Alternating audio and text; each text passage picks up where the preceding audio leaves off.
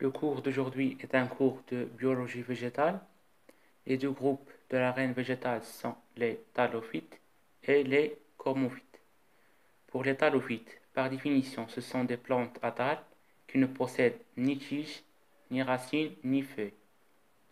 Pour les cormophytes, ce sont des plantes à cormus qui possèdent une tige, des racines et des feuilles. Donc, la reine végétale est répartie en deux classes, qui sont les thalophytes et les cormophytes. Pour les thalophytes, ils sont non vascularisés, c'est-à-dire ils ne contiennent pas les vaisseaux conducteurs responsables du transport de l'eau et des aliments dans la plante. Pour les cormophytes, ils sont à la fois non vascularisés et à la fois trachéophytes, c'est-à-dire vascularisés, c'est-à-dire qu'ils contiennent les vaisseaux conducteurs responsables du transport des aliments et de l'eau, soit du bas vers le haut ou bien le contraire.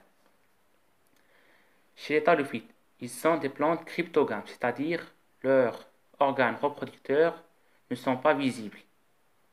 Chez les cormophytes, ils sont aussi à la fois cryptogames et à la fois phanérogames, c'est-à-dire leurs organes reproducteurs sont visibles. Les thalophytes sont répartis en deux groupes qui sont les phycophytes et les mycophytes. Les phycophytes sont des algues et les mycophytes sont les champignons. Pour les cormophytes, il existe 5 groupes qui sont les bryophytes, les ptéridophytes, les prespermaphytes et les spermaphytes qui sont les angiospermes et les gymnospermes. La différence entre les prokaryotes et les eucaryotes: pour les prokaryotes, ils n'ont pas de noyau. Pour les eucaryotes, il y a existence d'un noyau. Les prokaryotes, leur division cellulaire s'effectue par scisciparité. Chez les eucaryotes, la division cellulaire s'effectue par mitose et méiose. Il n'y a pas d'organes subcellulaires chez les prokaryotes, mais il existe de nombreux organes chez les eucaryotes, tels que les mitochondries, le réticulum endoplasmique et les plasmes chez les végétaux. La paroi est de nature glycoprotéique chez les prokaryotes, mais il est de nature pectocellulosique chez les eucaryotes.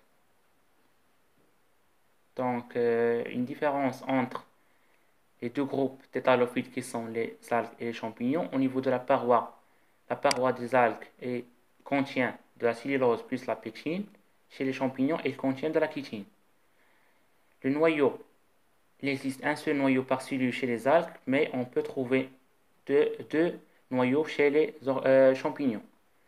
Les plastes existent chez les algues, mais ils n'existent pas chez les champignons. Les mitochondries existent dans les deux groupes des thalophytes qui sont les algues et les champignons.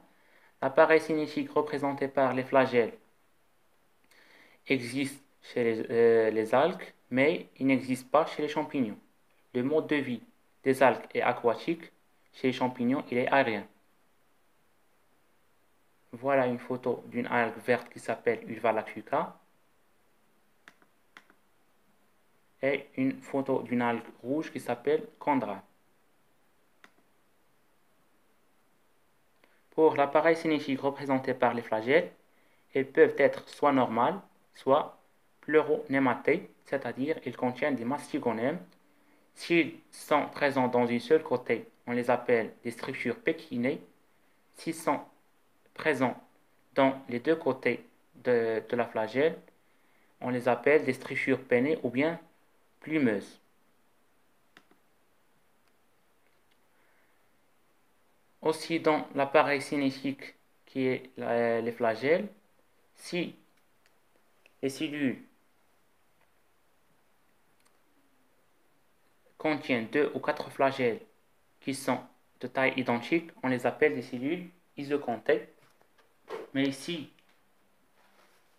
les cellules contiennent des flagelles de taille différente, on les appelle des cellules anisocontées.